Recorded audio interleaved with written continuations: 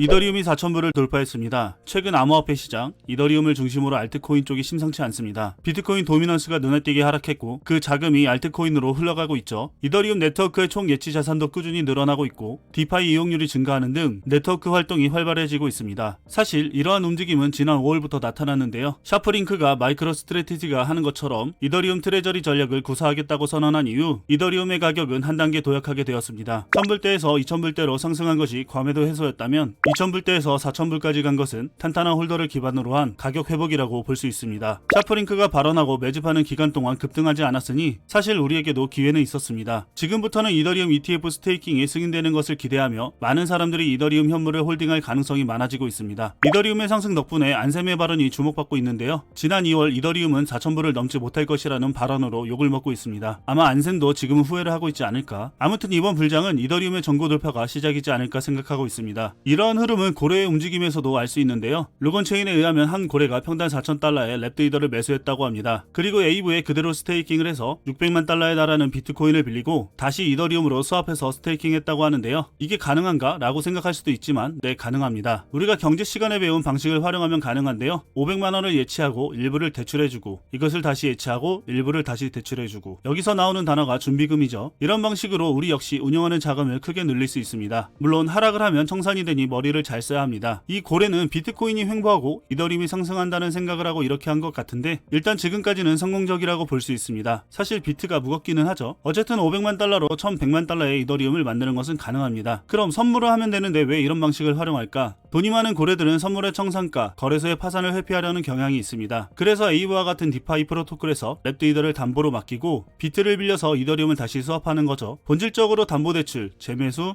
담보 증가 과정을 반복해 레버리지 효과를 창출합니다. 이 방식은 펀딩비가 없다는 장점이 있지만 대출 이자가 있죠. 하지만 1년 기준으로 보면 대출 이자가 더 적기 때문에 포지션을 오래 유지하고 싶을 때 유리한 방법입니다. 이 방식은 청산가만 잘 관리하면 유용하기는 합니다. 이러한 방식이 늘어나는 것을 보면 하나를 알 수 있는데요. 바로 고래들은 이더리움이 비트코인보다 상승률이 높다고 생각하는 것입니다. 물론 지금 당장은 이더리움이 많이 상승했기 때문에 단기 조정이 나올 수도 있지만 9월 금리 인하 이후 3번의 금리 인하 가능성, 이더리움 ETF 스테이킹을 노리는 투자자라면 길게 볼 필요가 있습니다. 금리 인하는 결국 기관들이 채권에서 금융자산으로 눈을 돌리는 계기가 될 것이고 ETF 스테이킹 승인은 이더리움 ETF를 보유하는 것만으로 가격 상승으로 인한 수익 및 스테이킹 수익으로 배당이 있는 주식과 같은 매력을 주게 됩니다. 그리고 이더리움 다음으로 스테이킹 수익이 가능한 코인들의 ETF 승인이 나올 수 있고 이들을 한데 묶어 고배당 ETF가 나올 수도 있는 거죠. 그러다 보면 주식을 하는 사람들이 코인 ETF에 일부 투자를 하게 되고 암호화폐 파이가 더 커지는 효과를 낳을 수 있습니다. 지니어스 법안으로 인해 스테이블 코인을 보유하는 것만으로 이자 수익을 기대할 수 없기 때문에 스테이블 코인은 결제 및 코인 구매의 중간다리 역할, 코인 ETF는 코인의 직접 투자를 우려하는 주식 투자자들을 위한 상품이 되어 크립토 시장이 앞으로 성장하는 데 큰 역할을 할 것이라 생각합니다. 그 다음은 아시죠? 단 정말 잘 나가는 녀석들을 잘 선별해야 합니다. 그게 아니라면 1등이 좋습니다. 이렇게 정리하다 보니 올해보다 내년에 암호화폐 시장이 더욱 기대가 됩니다. 그리고 정말 금이 ETF 승인 이후 10년간 크게 성장한 것처럼 암호화폐도 앞으로 10년간 엄청나게 도약하지 않을까 생각하는데요. 빠르게 변화하고 성장하는 만큼 사라지는 코인들도 많아질 테니 반드시 시장의 흐름을 체크하시기 바랍니다. 오늘의 영상 역시 매수매도 추천이 아니므로 여러분들은 신중하게 확인하시고 본인에게 맞는 방식을 찾아가시기 바랍니다. 함께 공부한다는 생각으로 영상을 감상하시면 좋을 것 같습니다. 그럼 저는 다음에 더 좋은 영상으로 찾아뵙겠습니다. 감사합니다.